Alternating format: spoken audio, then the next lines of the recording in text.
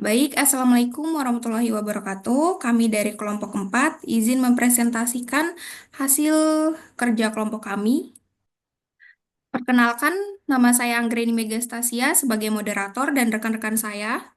Kenalkan, nama saya Andi Siti Nisa. Saya Andi Miftahul Jannah.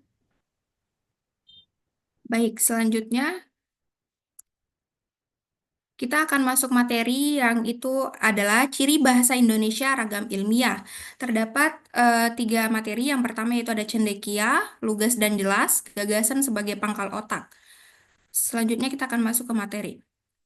Cendekia bahasa Indonesia, ragam ilmiah adalah bentuk bahasa yang digunakan dalam penulisan karya ilmiah untuk menyampaikan fakta, konsep, dan teori. Bahasa ini berperan penting sebagai media komunikasi ilmiah yang efektif, baik secara tertulis maupun lisan. Meskipun diharapkan baku, sering terjadi kesalahan dalam penggunaannya. Adapun ciri ragam bahasa tulis yaitu yang pertama ada kosakata yang digunakan dipilih secara cermat, pembentukan kata dilakukan secara sempurna, kalimat dibentuk dengan struktur yang lengkap, dan yang terakhir yaitu ada paragraf dikembangkan secara lengkap dan padu. Ciri khas bahasa ilmiah meliputi sifat cendekia, lugas, jelas, formal, objektif, konsisten, berdasar pada gagasan, serta ringkas dan padat. Fokus pada subbab ini adalah ciri cendekia dalam bahasa Indonesia ragam ilmiah yang mencerminkan pemikiran kritis dan berdasar. Kita masuk poin pertama yaitu ada pengertian cendekia. Menurut Mas Nur pada tahun 2016, cendekia adalah ketika kita menggunakan atau memakai bahasa Indonesia ragam ilmiah, seharusnya menggunakan bahasa yang tepat dan jelas, serta dalam penggunaannya tidak asal-asalan atau logis, karena akan mengurangi citra penulisan karya tulis ilmiah. Dalam penulisan karya ilmiah, penting menggunakan kata-kata jelas agar pembaca tidak salah memahami atau menemukan makna baru. Menurut Mas Nur pada tahun 2016, bahasa yang cendekia mampu membentuk pernyataan yang tepat dan seksama, sehingga gagasan yang disampaikan penulis dapat diterima secara tepat oleh pembaca. Berikut contohnya, yang pertama yaitu ada infeksi cendawan pembentuk mikoriza CPM akan mempengaruhi serapan hara fosfor oleh tanaman inang melalui akar, terutama tanaman yang tumbuh pada tanah yang kekurangan fosfor yang dimungkinkan oleh adanya HIV eksternal. Contoh yang kedua yaitu yang sebenarnya adalah infeksi cendawan pembentuk mikoriza CPM pada akar tanam inang akan meningkatkan serapan hara fosfor melalui HIV eksternal. Pada contoh pada titik 7 dan 3.8 kita dapat dengan jelas mengidentifikasi hubungan sebab akibat yang terdapat pada kalimat tersebut karena bahasa yang digunakan sangat jelas dan tidak asal-asalan. Sedangkan untuk contoh pertama, gagasan yang hendak disampaikan oleh penulis kurang dapat dimengerti karena penyajian kalimatnya yang sulit dimengerti oleh pembaca dengan satu kalimat membaca. Selanjutnya, poin yang kedua yaitu ada ciri cendekia dalam karya ilmiah. Bahasa Indonesia ragam ilmiah adalah bahasa Indonesia yang digunakan dalam karya ilmiah. Bahasa ini efektif dalam komunikasi ilmiah, baik tertulis maupun lisan. Karakteristiknya adalah cendekia, lugas, jelas, menghindari kalimat fragmentaris, formal, objektif, ringkas, padat, dan konsisten. Karya ilmiah memiliki tujuan dan audiens yang jelas. Penulis karya ilmiah bukan hanya untuk mengekspresikan pikiran, tetapi juga untuk menyampaikan hasil penelitian dan menumbangkan teori. Materi yang ketiga yaitu ada bahasa Indonesia sebagai bahasa cendekia. Bahasa cendekia, rintisan bahasa Indonesia di bidang kecendekiaan mencakup dua aspek. Yang pertama yaitu ada istilah, pengetahuan, dan ungkapan bahasa. Mereka memiliki pandangan dan harapan disertai kesadaran akan kekurangan dalam bahasa Indonesia, sehingga cendekiawan berusaha membina bahasa tersebut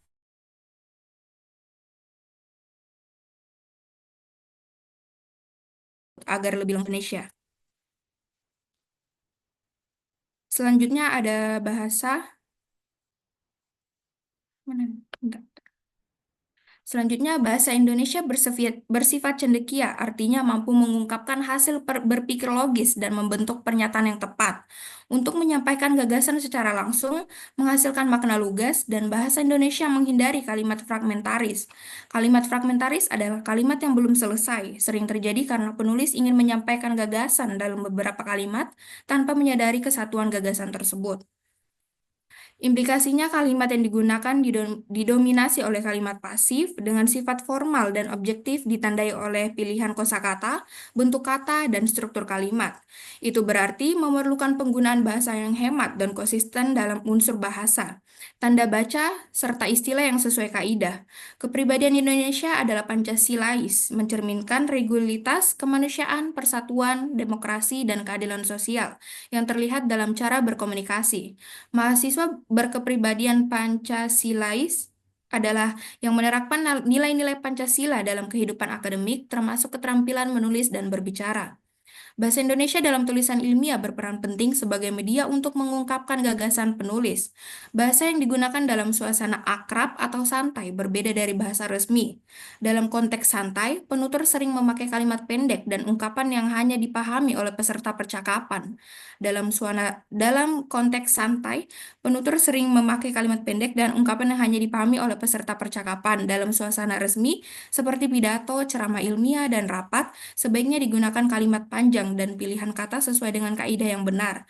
Bernstein menyebutnya ragam ringkas atau restricted code dan ragam lengkap atau elaborate code. Selanjutnya ada beberapa masalah dalam pembinaan bahasa Indonesia.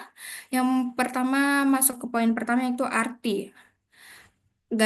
Arti ganda adalah fenomena umum dalam linguistik, termasuk bahasa Indonesia yang dapat menghambat pemahaman dalam berbagai bidang pengetahuan. Semakin spesifik konsep dalam suatu disiplin ilmu, semakin sensitif pula terhadap arti ganda. Ada dua pendekatan untuk mengatasi masalah ini. Yang pertama, yaitu dengan menghilangkan makna lain dari suatu kata agar memiliki satu arti tunggal.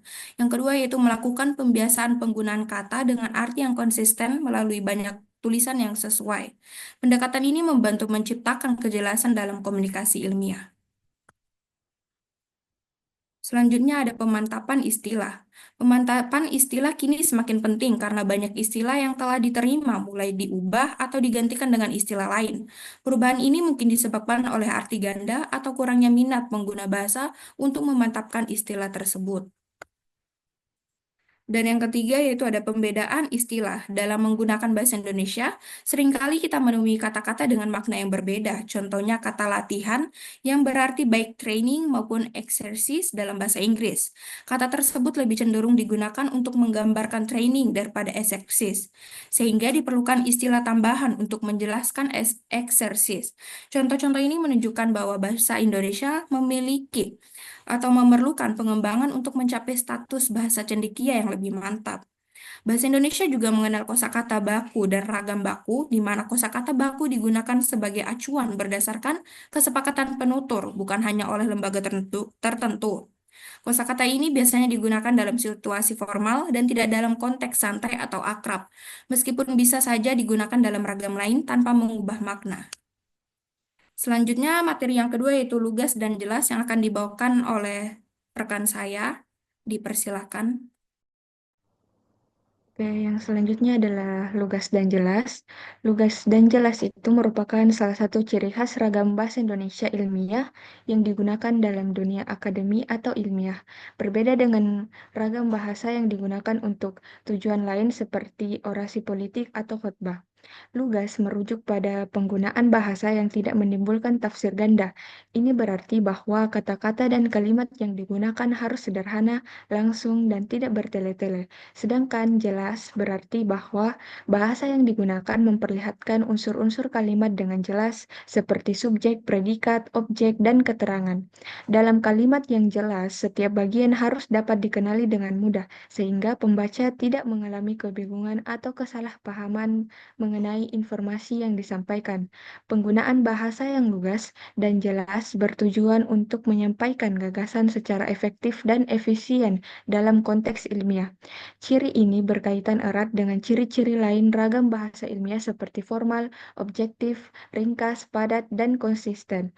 Pemahaman tentang penggunaan bahasa yang lugas dan jelas penting bagi mahasiswa dalam menulis dan berkomunikasi dalam konteks akademik.